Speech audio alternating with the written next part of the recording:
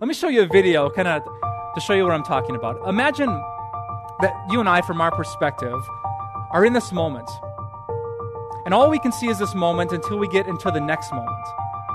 And we walk through here, and maybe this is the moment of our graduation, and we see that moment, and then the moment's gone. And we pass through, and we enter our life, and we have children. We see these blessings. We're trying to remember the moments of the past. We're looking forward to the future. And we start a family, and God blesses us with all these different possessions and gifts. But then we pass from that moment to this one, and sometimes in those moments we don't see the blessings of God. And so we go through the next moment. And sometimes it feels like we haven't been blessed in a long, long time. And so we go to the future, and God blesses us in an unexpected way, but then that blessing is gone so quickly, and we pass through the next door, and God blesses us in a new way. And just like that, the moment's gone, and we're looking towards the future. And every moment by moment, this is what every human existence is like, passing from one door to the next, one stage of life to the next, trying to remember the past, but never knowing what's happening in the future. This is the point of view as every human being. But this is what it's like to be God. God sees everything at the same time.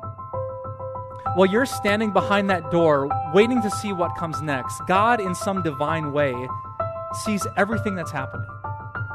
He sees the end of the story and the middle of it. He sees the tension of the plot of your life, the climax and the beautiful resolution. When God speaks, when He makes a promise, He's not staring at a closed door like you are. He's looking at all of human history, knowing exactly where the story goes. But by the way, I can't help but look at this picture and think how stunning it is that God likes me. Imagine if you're God and you could see every one of my sins at the exact same time. It wouldn't be fading from your memory. It would be right there. Every moment of jealousy and anger and pride, every time I blew up, every time I was impatient and proud, every time I didn't serve you well. If God could just look at the same time and see all of it, how angry should He be? How angry should He be at all of us? But you know, if you're here last week, we said God is not just eternal. God is love. An incredible message of Christianity is that God took every sin from behind every door and He nailed it to the cross of His Son. And then God chose to replace every moment of our life with the perfect life of Jesus. In other words, in every day, in every moment, God sees perfect patience because that's what Jesus gave us, and perfect obedience.